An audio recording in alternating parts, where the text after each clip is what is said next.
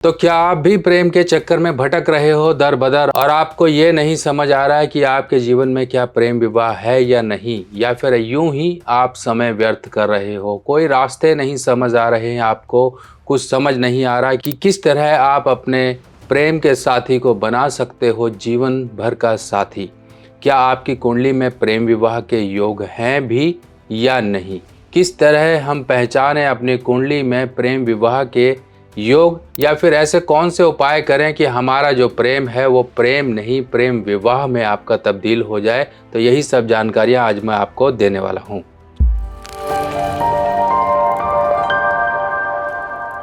तो दोस्तों, शुक्र जिसका अच्छा हो उसे जीवन में हर तरह की खुशियां मिलती हैं, पर ज़रूरी नहीं कि शुक्र अच्छा हो इसका मतलब कि आपको प्रेम विवाह ही मिले।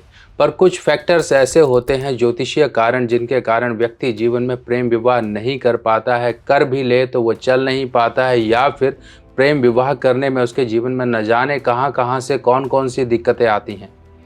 कई बार प्रेम विवाह कुछ ऐसी मानसिक कंडीशंस के कारण व्यक्ति फंस कर उसमें पड़ जाता है और कुछ दिन बाद वो डाइवोर्स भी हो जाता है। आपने बहुत से लोग देखे होंगे कि एक तो सामाजिक तौर पे वो एक्सेप्ट नहीं किए जाते हैं, ना ही पारिवारिक तौर से वो एक्सेप्ट किए जाते हैं, जिसके कारण वो अलग थलग पड़े रहते हैं। कुछ समय बाद उनका डाइवोर्स भी हो जाता है। कई बार कुछ ऐसी कंडीशन भी देखने में आती हैं कि हुआ तो प्रेम विवाह, पर जीवन साथी कहीं दूसरे फिर दोबारा एक्स्ट्रा मैरिटल लाइफ यानी कि प्रेम विवाह होने के बावजूद भी वो कहीं ना कहीं दूसरे चक्रों में फंस गया या फंस गई। तो इस तरह से जीवन कहीं ना कहीं व्यक्ति का नर्क बन जाता है। और दूसरी तरफ देखिए, जिनकी भी अरेंज मैरिज हुई है वो कहीं ना कहीं अपना जीवन अच्छे से व्यतीत कर रहे हैं, क्योंकि वो सामाजिक दायरे में बंधे हुए हैं।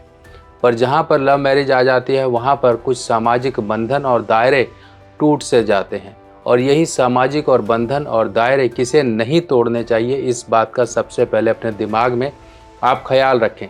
सबसे पहले तो वो लोग समझें जिनकी कुंडली में ऐसा लिखा ही नहीं है कि वो मैरिड लाइफ इस तरह की बनाएं जो कि प्रेम विवाह से संबंधित हो। हाँ, वो बात अलग है कि परिवार ने आपके एक्सेप्ट कर लिया, परिवार की तरफ से कोई भी ऑब्जेक्शन नहीं है और आपको कोई पसंद है और आप उससे शादी करना चाहते हो।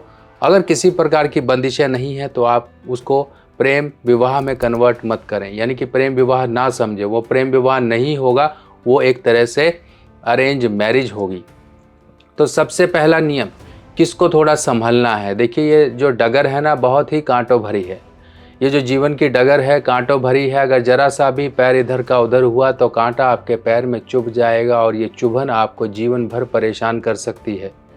तो सबसे पहले समझिए कि कुंडली के शुक्र को पहले देख लीजिए, आपकी कुंडली में शुक्र कहाँ है। अगर शुक्र महाराज पहले घर में है, चौथे घर में है, पांचवें घर में है, छठे घर में है, आठवें घर में है, ये कुछ घर आपको बताए कुंडली के अनुसार, अगर मान लीजिए इन घरों में है तो थोड़ा सा संभल जाइए, अपने दिमाग और अपने इमोशंस पर कंट्रोल करिए। किसी भी तरह से माता पिता की मर्जी के विरुद्ध जाकर विवाह मत करिए, कि जिद मत पकड़ लीजिए कि मैं तो करूँगा या करूँगी तो इसी से विवाह, वरना जहर खाकर मर जाऊँगा या मर जाऊँगी। और इस चीज़ का अगर आपने ये गलती आपने अगर की तो कहीं ना कहीं आपको जीवन भर पछताना पड़ सकता है। बहुत से लोग पछताते हैं और पछता भी रहे हैं। कुछ लोग बोल पाते हैं, कुछ लोग नहीं बोल पाते हैं। अब दूसरी तरफ वो लोग जिनको कि प्रेम विवाह बहुत अच्छा फलदायी साबित होता है। मान लीजिए चंद्रमा पांचवें घर में है। चंद्रमा, यहाँ शुक्र नहीं, यहाँ चंद्र की बात की जा रही है। चंद्रमा पांचवें घर में है, शुक्र या बुध या दोनों के दोनों सातवें घर में है, या फिर शुक्र 12वें घर में है, तब ऐसे केस में किया गया प्रेम विवाह बहुत ही अच्छा फलदायी साबित होता है। और दूसरी तरफ मंगल और शुक्र, अगर मान लीजिए मंगल और शुक्र किसी के पांचवें घर में हैं, सातवें घर में हैं, छठे घर में हैं, तब ऐसे केस में भी कहीं ना कहीं ये देखा गया है कि व्यक्ति का प्रेम विवाह अच्छा चल जाता है। अगर मंगल शुक्र का योग 10वें घर में भी हो तब भी अच्छा कहलाता है। अब दूसरी तरफ वो लोग जिनका अरेंज मैरिज, ऐसी अरेंज मैरिज होती है कि राम मिलाई जोड़ी और जीवन भर ये एक दूसरे का साथ नहीं छोड़ते हैं, 7 जन्मों का लिया हुआ वायदा कहीं ना कहीं आपको दिखाई देता है। बहुत से ऐसे दंपति आपने देखे होंगे जो बुढ़ापे में भी एक साथ एक दूसरे की केयरिंग होती है। छोटी मोटी लड़ाई तो हर एक के घर में होती है, इसकी टेंशन नहीं ली जाती है, बाकी आप दोनों के बीच का प्रेम और बॉन्डिंग, जो एक दूसरे की समझ होती है कि हाँ नहीं वो ऐसा नहीं कर सकता तो नहीं कर सकता, आपको इस बात का पूरा यकीन होना चाहिए। हाँ वो ऐसा नहीं है या ऐसी वो नहीं है तो नहीं है। अगर वो ऐसी है यानी कि आपको उसकी हर एक बातें पता होगी, उनको आपकी हर एक बातें पता होगी कि आपकी ताले की चाबी क्या है। इस तरह से आपका जीवन साथी होना चाहिए। अब कई लोगों के जीवन साथी आपने देखे होंगे कि शादी होते ही, ये अरेंज मैरिज की बात की जा रही है, शादी होते ही व्यक्ति के भाग खुल गए। जिस व्यक्ति के पास कुछ ना था खाने को या जीवन में उसके एक सुख समृद्धि ना थी, पर जीवन साथी के आते ही समझ लीजिए उसका जीवन सुधर सा गया। ऐसे केस में क्या होता है, जब शुक्र किसी के भी कुंडली में, मान लीजिए वो छठे घर में है, मान लीजिए वो 7वें घर में है, वो शुक्र 10वें घर में है, 12वें घर में है, या फिर शुक्र दूसरे घर में है, तब ऐसे केस में व्यक्ति का कहीं ना कहीं जीवन साथी उसकी किस्मत को बदलने वाला होता है। और खासकर उन लोगों की किस्मत जिनकी कुंडली में शुक्र और साथ ही साथ बुध एक साथ छठे में या फिर 12वें घर में या फिर 7वें घर में या फिर दूसरे घर में हो। समझ लीजिए ऐसे व्यक्ति के काम काज में उन्नतियां चार चांद लग जाते हैं आफ्टर मैरिज। और ये अरेंज मैरिज होनी चाहिए। अब अरेंज मैरिज किसको कहा जाता है? जो पूरे विधि विधान से की जाए। जरूरी नहीं कि कोर्ट की अरेंज मैरिज ही कहलाएगी। विधि विधान से आपके जो रीति रिवाज हैं उसके अनुसार जो शादी होती है, अग्नि के फेरे लिए जाते हैं। अगर वो विधि विधान, चाहे वो किसी भी धर्म का हो, जो विधि विधान से उसने अपने की, उसको ही हम अरेंज मैरिज मानेंगे। जो कोर्ट में की गई वो बात अलग है। कई लोग पहले कोर्ट में करते हैं, बाद में विधि विधान से भी कर लेते हैं। तो इस तरह से विधि विधान, अपने रीति रिवाजों का, अपनी मान्यताओं का आपको आदर जरूर करना है, उसके अनुसार शादी करनी है। अब वो लोग तो समझ गए जिनको शादी प्रेम विवाह के चक्कर में नहीं पड़ना है। 5वें घर का शुक्र, छठे घर का शुक्र, 8वें घर का शुक्र और साथ ही साथ चौथे घर का शुक्र कभी भी प्रेम विवाह नहीं होने देता। अगर हो भी जाए तो जीवन भर कहीं ना कहीं दुख तकलीफें ही व्यक्ति के जीवन में रहती हैं।